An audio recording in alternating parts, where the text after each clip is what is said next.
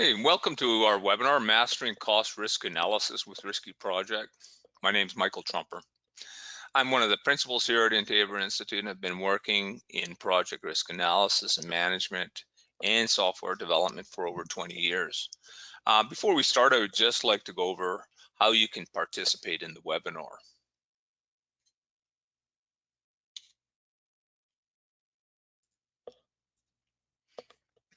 You should see a pane at the top right corner of your screen, which allow you to select your audio and also interact during the webinar.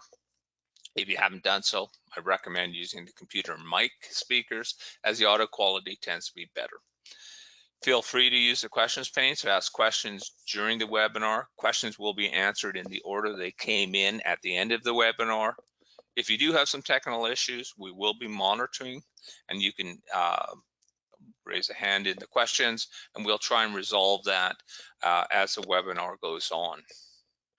So let's get started. So one of the things we're looking at is, and a question that's been coming up, can I run a cost risk analysis if I don't have a schedule? All I do is have my cost items that I want to run, and I have a risk register, and I have some ideas about the uncertainties that I'm going to put on there. Can I just run that? I don't have a schedule. Can I just run that in RiskyProject? Well, yes, you can. And so we're going to look at how you can do that.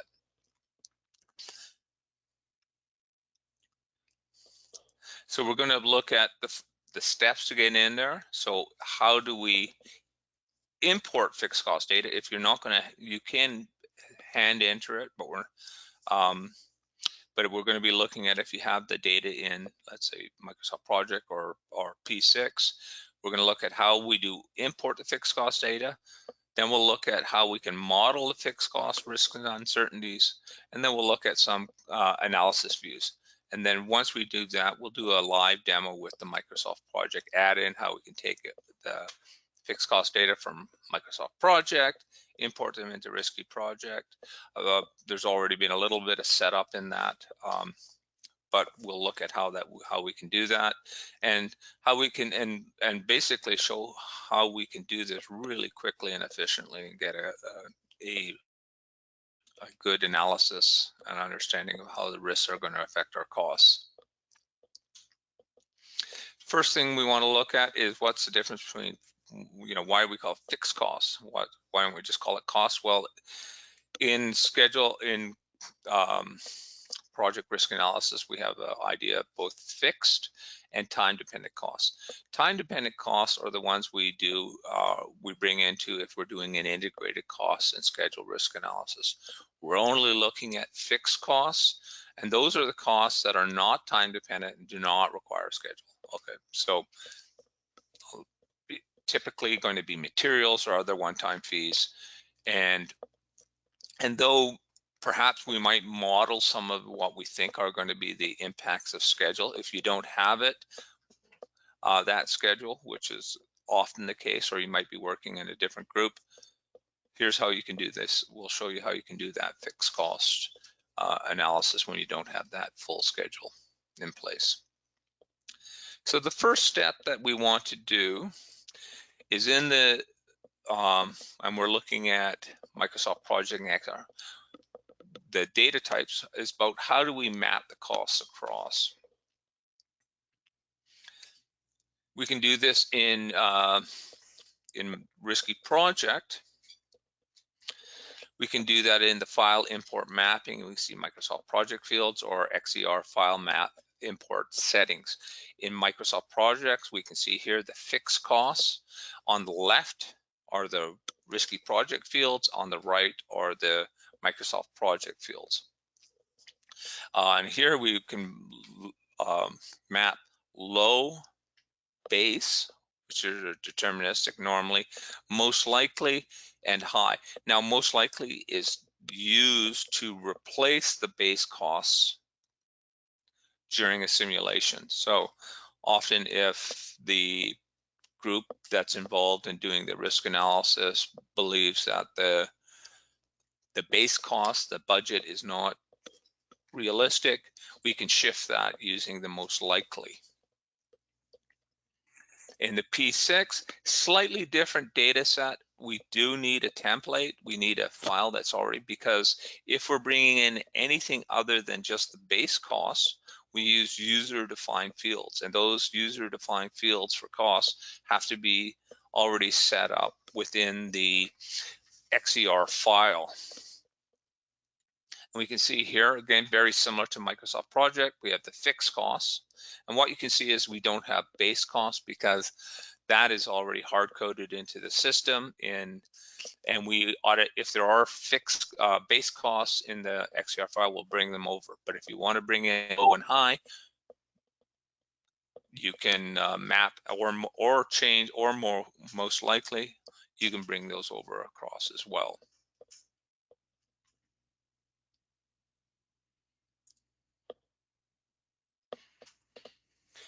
So once we've set up the mapping, we just want to be able to now bring over. So there's two ways to do this. It's this should say opening or importing costs. We can do this by importing an XML or XER file from Microsoft Project or P6. I use that if I already have it, a project already set up in the system. So if I have created an AL file, I've done pre-set up some settings that I would like, some views, and the parameters for the calculations and the low and high results, the charts, those sorts of things. If I already have a list of risks, I will import a data, the fixed cost data, import it into an existing file. If I don't have that and I just want to bring it in, then I can do open. So you can import or open, both work. It's there's just different use cases for both of them. The other one is on the MSP Microsoft Project add-in. The same sort of thing occurs if you already have that file set up in Microsoft Project. There would be a link, but we can use the Microsoft Project add-in. We just, once we have the project data set up how we like it, we can click the risk schedule, over it goes. Now, once the costs come across, they will end up in the cost and income view, and we can see them right here. What we do see is, even though we didn't map low and high costs across, they automatically get filled in based. So low and high, if there aren't other values for it, low and high will always equal base cost in the system before we add uncertainties. If there's resources costs, they will show up here. They're calculated deterministically based on rates, units, and allocation. And then the total cost of the fixed costs and resource costs will be summed up and shown in the total cost. But just to be sure, we'll be looking at the values that are in here. These are the ones we're going to be applying the risk to.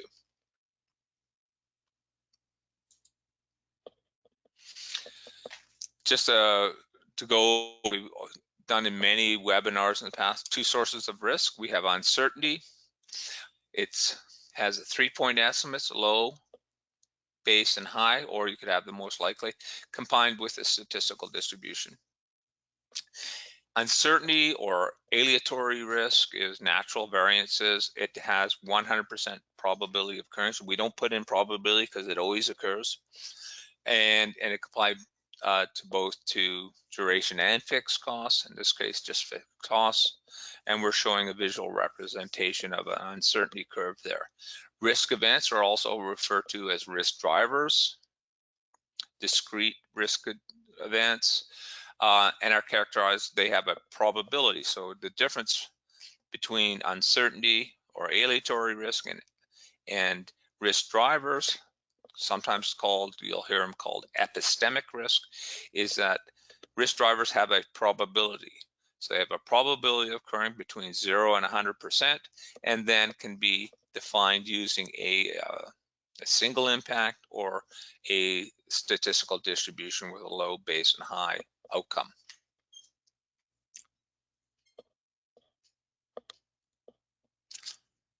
So quickly looking at uncertainties and fixed costs. Here we can see on the left, we have the most likely is $1,000, the optimistic is $950, the low, sort of low, and the pessimistic is $1,100. See a visual representation there of a triangular distribution. We can see that in the task information distributions tab. These will appear. Selecting the most suitable distribution can be important, as different distributions can affect statistical measures such as standard deviation, mean, which would be normal ones we look at, common ones. On the right, we can see the results of an analysis of the same data using two different types of distributions. On the top example, we have the triangular distribution, and it has sort of fatter tails, as say it's sort of more spread out. And as a result of the rates of probability, the standard deviation tends to be bigger, larger in a triangular, as opposed to, let's say, a log normal, where it's the results tend to be fitted more closely to where the most likely or the base duration is.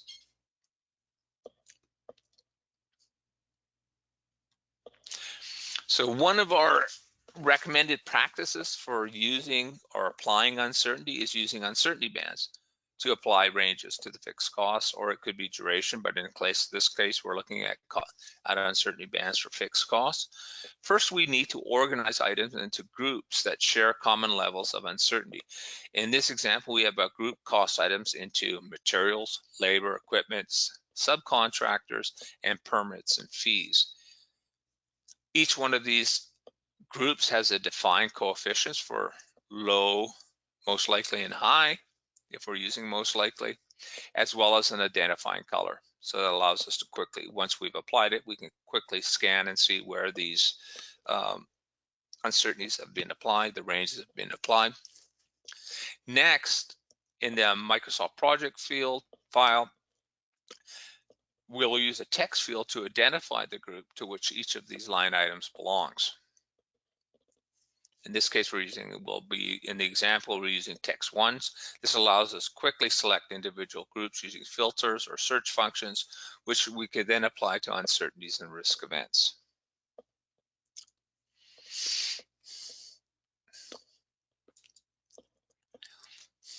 So for risk events and fixed costs,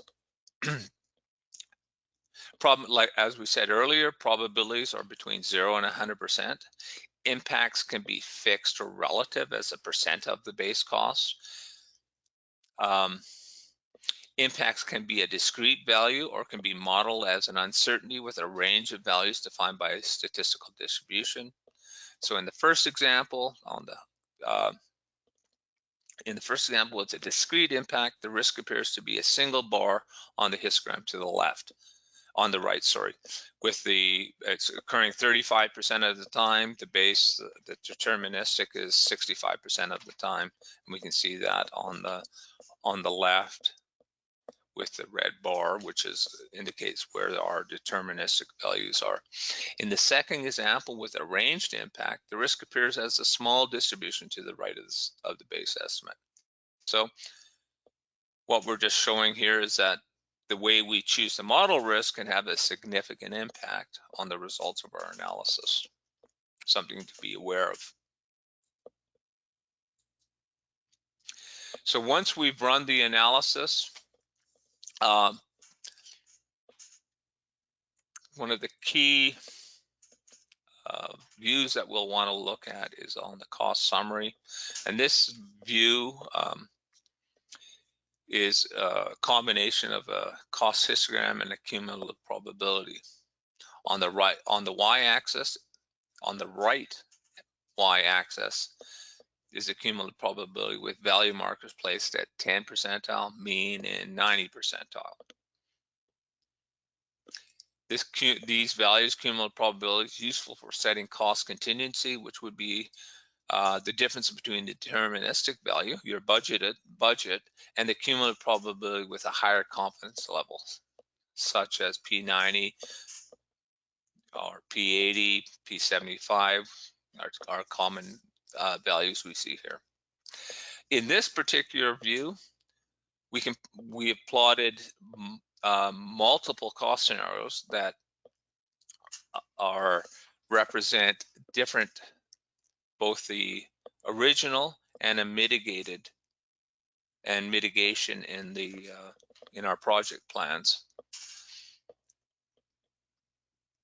And we use that using the multiple baselines, the baselines feature in RiskyProject.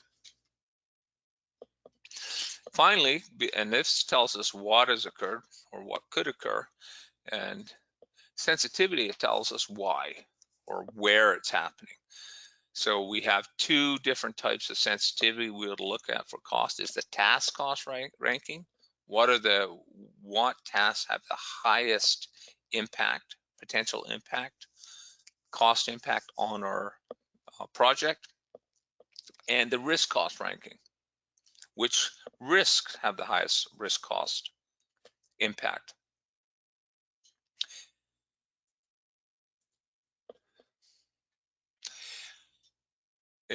One thing is extremely likely when we're looking at the two is that the highest ranked risks are assigned to the highest ranked activities.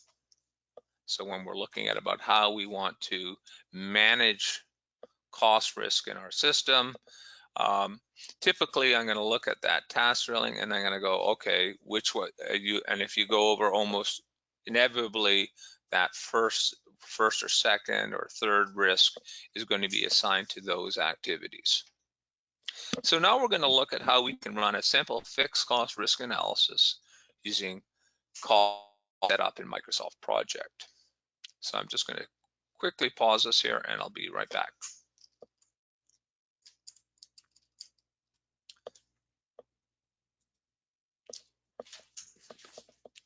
So what we've done is we've set up a list of cost items in Microsoft Project. Here's our cost items, and we've grouped them into different types as we noted, because this will help us in our analysis and probably a smart thing to do anyways.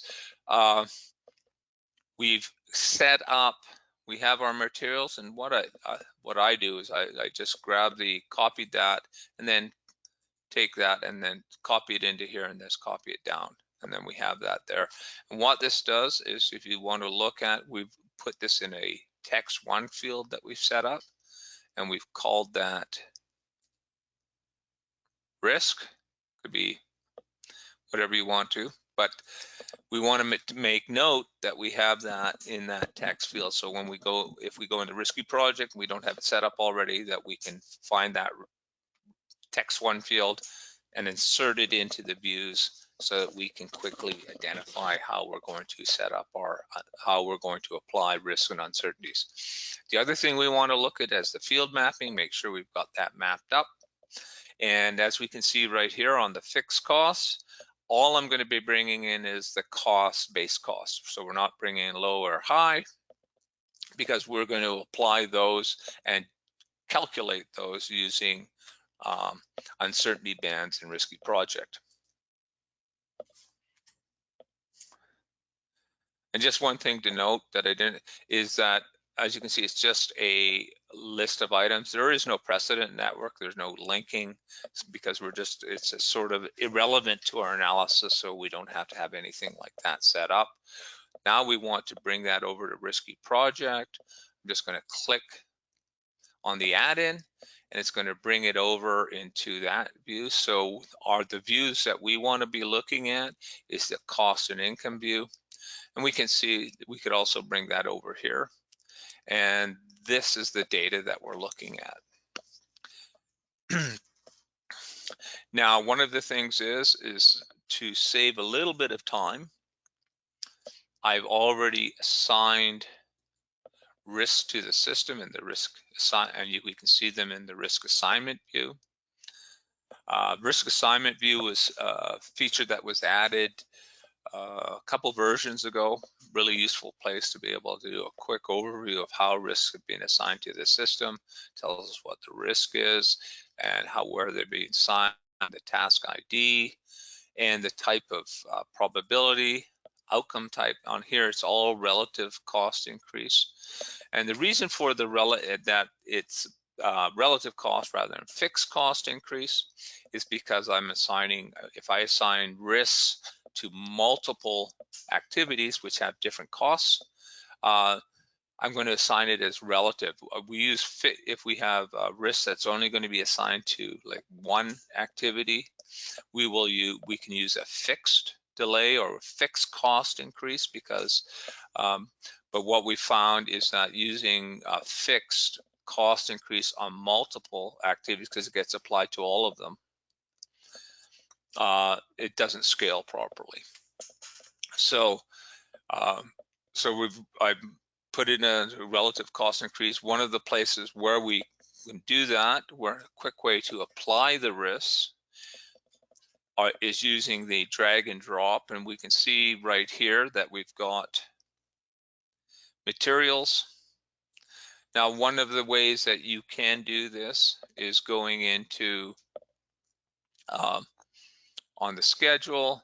We can go and look, and we can say, where are we going to look in? Well, we're going to look in text 1, because we know that's the field where that risk was in. And we're going to contains, and we'll say materials. Now, this is useful if you have a similar activities that are spread out across a larger data set, so they're not contiguous to each other. This will allow you to quickly find them. So we're going to go find, and it's going to select those, and at that we can just, if we wanted to assign this, it's all, obviously we've already assigned it, and then it will bring up all of those activities in there, and it will assign this risk. It's already been assigned. We can see that here. We can see that here with triangular distribution. That's how we would use that risk. The other side of that, if we wanted to, I mean, this is very quickly, is if you have them set up this way, this is also a very quick way to do that. Okay. So that organization helps us quickly. What can be a fairly arduous task is assigning risks to multiple activities. Now, when we go to the cost and income view, one of the other things that we'll do, if we go to is we set up the uncertainty bands, which we saw in the slides, and we set them up as according to how we've grouped the activities or the line items: materials, labor, equipment, subcontracts, permits. They all have different levels of uncertainty, and they all have different colors to allow us to quickly identify them. So what we can do there is then we'll go into that text field. I'm just going to, and we'll go materials here.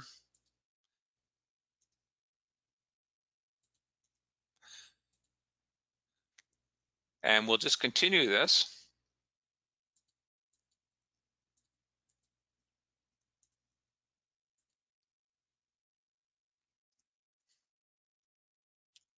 Again, really helpful if you have a data set that has, you know, and we do see these hundreds of items, hundreds of activities, quickly simplifies and allows you to standardize how you're applying uncertainties, 3-point estimates to your system. And we'll just go back here, go to select all so we can see that. Again, gives us, on a larger thing, would give us a very quick visual ID of where these uncertainties are applied to the schedule. So now we've got that set up. Let's just quickly look at how we've got this set up. On the calculations,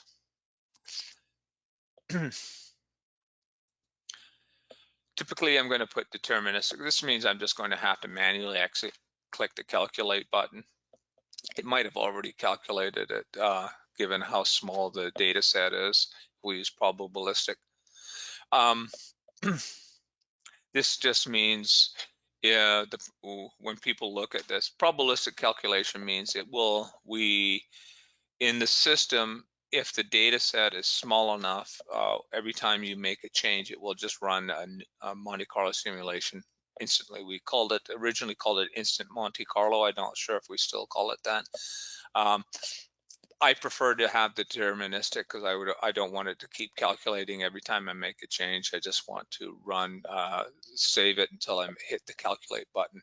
Again, the Monte Carlo parameters, we'll just boost that up a bit to 2000, and this is where we set what means low and high. These are confidence levels, P levels in the system. So whenever we see low and high results, they represent, in this case, they're going to represent P30 and P80 as a high. And typically the high one is going to be where we want to put cost contingency. Where are you going to put your cost contingency at? On the risk, when we're setting up the risk, this is a default setting now, but we want to make sure, I always want to have the enable statistical distribution for risk outcome set up. Okay, and we'll run that. So we just ran 2000 iterations. Where are the main views that we're going to look at our analysis? Let's go over to the analysis view and we'll look at what it says. It tells us at the project summary level. And what we have set up here, here's our distribution. Looks like our, oh, let me just go to, oh yeah, that's there. Okay, just making sure that we can,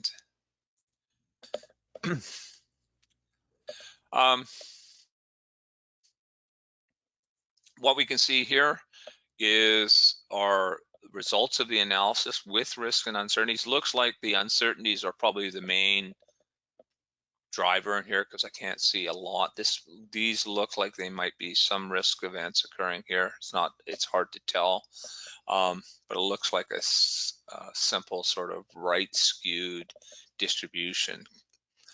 And so it looks like probably 70-75% of the risk we have in the system is being driven by uncertainties. We have our, as we said before, here's our probability for the histogram. Here's the cumulative probability values. We've got it set, our marker set at P80, and here's our mean, and here's our deterministic. We want to look at what the we can see, and we can see it right here, 3 point, what do we have, about 300.1 million. And the difference between the deterministic and the P80 is generally what the contingency will be at. So we've got about 10%, looks like about right about now. Yeah, 3 and a little less than that. So probably around 8% just off the top of my head, which is not bad. Again, this is at the summary level. We wanted to look at how we want to apply contingencies at let's say at a lower levels. All of that data appears here, and actually we can start to see some of the risk events occurring here. So this is for just all the material costs. We wanted to look at if we wanted to look at what the main drivers are in here at the single activity level, we'd see that here. Here's the distribution. Here's that risk event that we assigned to it. So we get this bimodal distribution, it's called. So we can pull that out, all of the results. Then we can go to sensitivity analysis up here or down here. I'll bring it up here. We want to look at cost because we're just looking at cost. And this is the task, which are the main tasks that have the largest impact on the system. We want to look at two different types of analysis. So this task here is driving 22.3% of the cost variance system. Now, if we looked at the risks, we'd probably find, again, that subcontractor risk. As expected, that main risk is driving the main risk. This is assigned to, if we went in and looked at which resources are all on that subcontractor, ones that were the main tasks. If we're looking to manage the risk, mitigate the risk, do some risk planning, this is where, or even opportunity, these are the activities that we would look at where most of the risk in the system exists. So that's it for